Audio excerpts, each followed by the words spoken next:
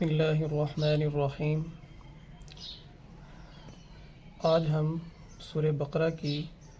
آیت نمبر 127 سے پڑھیں گے۔ سب سے پہلے آپ سے درخواست ہے کہ اگر آپ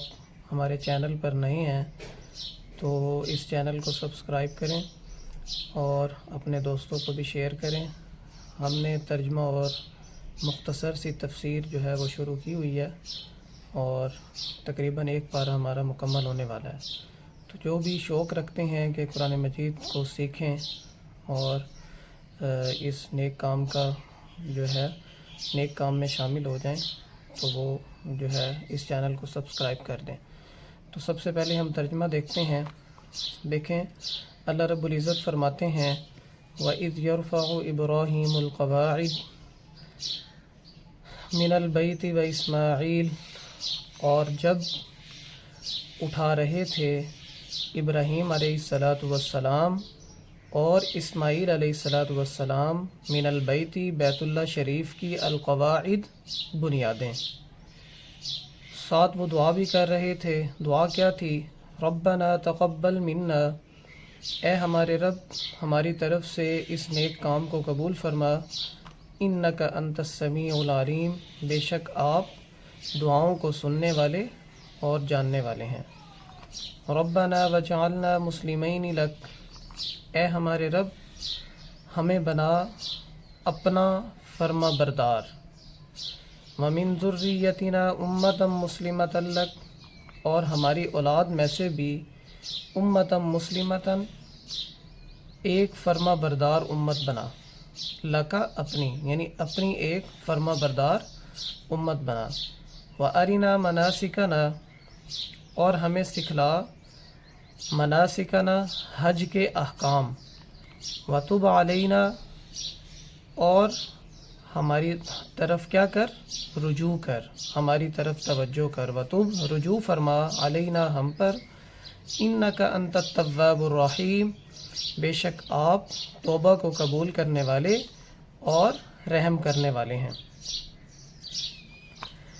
کل والے سبق میں بھی جو ہے حضرت ابراہیم علیہ السلام کی جو ہے دعا کا ذکر ہوا، جو دعا انہوں نے یعنی اہل مکہ کے لیے کی کہ اہل مکہ کو پھلوں کے ساتھ رزق دے اور اہل مکہ کو اور مکہ شہر کو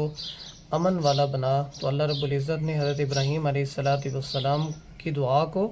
شرف قبولیت بخشا۔ آج جو ہے اللہ رب العزت ان آیات کے اندر جو ہے بیت اللہ کی تعمیر کا ذکر کر رہے ہیں کہ اللہ رب العزت فرماتے ہیں کہ جب ہم نے ابراہیم علیہ السلام کو بیت اللہ شریف تعمیر کرنے کا کیا دیا؟ حکم دیا۔ اب اس کی جو ہے بیت اللہ شریف کی تعمیر کا جو تاریخی پس منظر ہے، تھوڑی سی مختصر سی اس پہ بات کرتے ہیں۔ سب سے پہلے اللہ رب العزت کے گھر کو یعنی بیت اللہ کو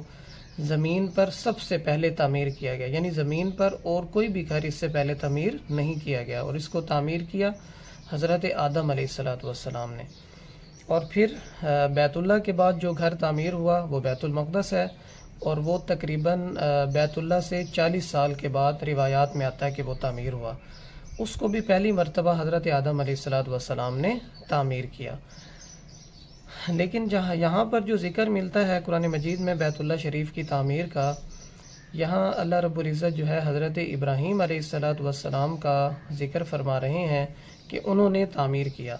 انہوں نے دوسری مرتبہ تعمیر کیا۔ پہلی مرتبہ حضرت آدم علیہ السلام نے کیا، پھر حضرت آدم علیہ السلام کے بعد جب حضرت نوح علیہ السلام کا دور آیا تو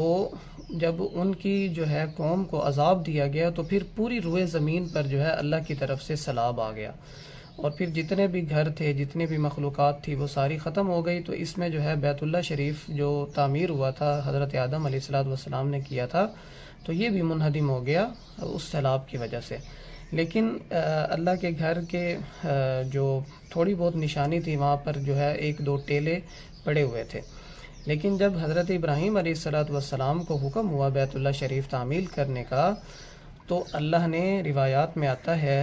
کہ ایک بادل بھیجا اور اس بادل نے اس ٹیلے کے پاس یعنی مخصوص سایہ کیا، اور وہ جو مخصوص سایہ تھا اس کے ذریعے سے حضرت ابراہیم علیہ السلام نے اندازہ لگایا کہ یہ بیت اللہ شریف کا احاطہ ہے۔ پھر انہوں نے حضرت اسماعیل علیہ السلام کے ساتھ مل کر جو ہے بیت اللہ شریف کی جو ہے وہ تعمیر کی۔ یعنی روایات میں آتا ہے کہ حضرت اسماعیل علیہ السلام کی جو عمر تھی اس وقت وہ 14 سال تھی، اور یہ جو ہے اپنے والد کو یعنی اینٹیں اور گارا اٹھا کر دے رہے تھے، اور حضرت ابراہیم علیہ السلام جو ہیں وہ جو پیچھے آیا مقام ابراہیم یعنی ایک پتھر پر کھڑے ہو کے اللہ کے گھر کو تعمیر فرما رہے تھے۔ اچھا، پھر حضرت ابراہیم علیہ السلام کے بعد بیت اللہ کو دوبارہ جو ہے وہ تعمیر کیا گیا، اللہ کے گھر کو وہ کیا قصی بن کلاب نے، جو آپ صلی اللہ علیہ وسلم کے جد امجد میں سے تھے۔ پھر ان کے بعد دوبارہ سیلاب آیا اور کعبے کی جو عمارت ہے وہ جو ہے مطلب پرانی ہو گئی، بوسیدہ ہو گئی۔ پھر جب آپ صلی اللہ علیہ وسلم کی عمر 35 سال ہوئی تو اس وقت یعنی جو مکہ کے سردار تھے انہوں نے مشورہ کیا کہ اللہ کے گھر کو دوبارہ تعمیر کرتے ہیں، تو انہوں نے تعمیر کیا، لیکن انہوں نے ایک بات کی کہ ہم اس کی تعمیر میں صرف حلال کا پیسہ لگائیں گے، اور حلال کا پیسہ جو ہے وہ بہت کم ہو گیا، تو انہوں نے جو ہے اس کا کچھ حصہ چھوڑ دیا، جس کو آج کل حتیم کہا جاتا ہے، یعنی 6-7 ہاتھ جو ہے وہ حصہ ان سے بچ گیا، اس کو انہوں نے تعمیر نہیں کیا، یعنی حلال کا پیسہ ختم ہو گیا تھا۔ پھر وہ آپ صلی اللہ علیہ وسلم نے جو ہے وہ ان کا فیصلہ فرمایا۔ روایات میں آتا ہے کہ یعنی جب وہ حجر اسود کو رکھنے کا معاملہ آیا، خیر ان کے بعد جو ہے آپ صلی اللہ علیہ وسلم کو جب نبوت دی گئی اور حکومت دی گئی تو آپ صلی اللہ علیہ وسلم نے فرمایا کہ میرا دل کرتا ہے کہ میں کعبہ کو، بیت اللہ کو دوبارہ اسی شیپ میں لے جاؤں، اسی طرح کا بناؤں جس طرح ابراہیم علیہ السلام نے کیا کیا تھا، بنایا تھا۔ لیکن آپ نے کہا کہ میں نے کچھ وجوہات کی بنا پر جو ہے اس جو ہے معاملے کو چھوڑ دیا ہے، یعنی اس کی تعمیر میں نہیں کر رہا، ٹھیک ہے۔ پھر حضرت یعنی عبداللہ بن زبیر رضی اللہ تعالیٰ عنہ کا زمانہ آیا یزید کے بعد،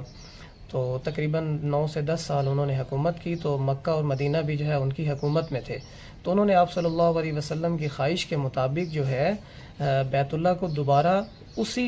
یعنی نقشے پر بنایا جس نقشے پر حضرت ابراہیم علیہ السلام نے بنایا تھا۔ پھر ان کے بعد جو ہے حکومت آئی حجاج بن یوسف کی، تو یہ گورنر تھا مکہ کا، تو اس نے مروان بن حکم کے جو ہے حکم پر کعبہ کو جو ہے دوبارہ اسی شیپ میں لے گیا جس شیپ میں قریش کے سرداروں نے بنایا تھا، اور اس نے حتیم کا جو ہے وہ حصہ نکال دیا، یعنی جیسے پہلے نکلا ہوا تھا ویسے اس نے نکال دیا۔ پھر تقریباً کافی 100 سال جو ہے وہ چلتا رہا۔ پھر جو ہے ترکوں کی حکومت آئی 1040 عیسوی میں، یعنی سلطان خان اس وقت کے بادشاہ تھے، انہوں نے جو ہے دوبارہ کعبہ کی تعمیر کی، اور اب جو موجودہ اللہ کا گھر بنا ہوا ہے یہ اسی دور کا بنا ہوا 1040 عیسوی میں جو بنایا تھا۔ اس کے بعد جتنی بھی حکومتیں آئیں انہوں نے اس کے اندر رد و بدل نہیں کیا۔ ابھی یہ جو موجودہ عمارت ہے یہ 1040 عیسوی میں بنائی گئی، لیکن جو بھی موجودہ سعودی حکومت ہے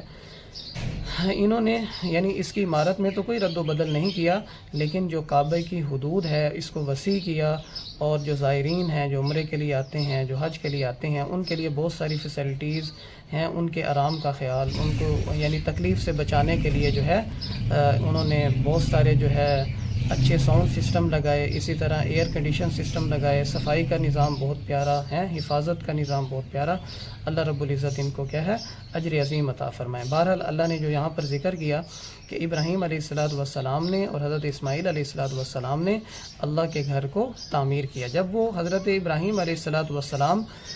تعمیر کر رہے تھے تو ساتھ میں جو ہے دعائیں بھی مانگ رہے تھے، تو انہوں نے جو سب سے پہلی دعا مانگی وہ کیا تھی؟ ربنا تقبل منا، اے ہمارے رب اس عمل کو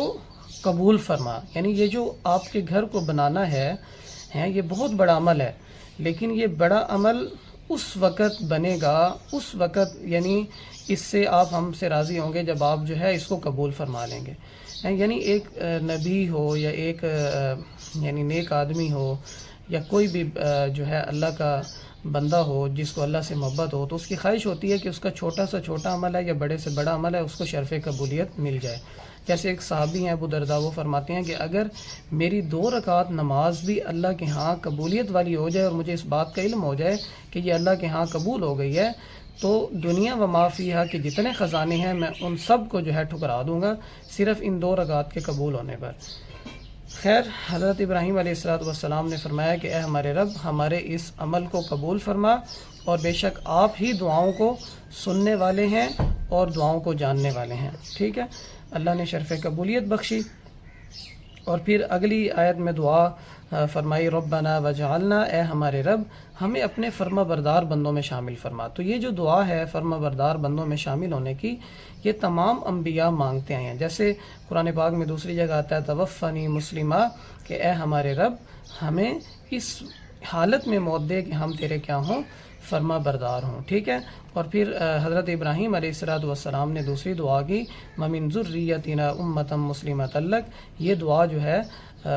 راجے جو ہے مفسرین کے نزدیک وہ آپ صلی اللہ علیہ وسلم کے بارے میں ہے کہ ہماری اولاد میں سے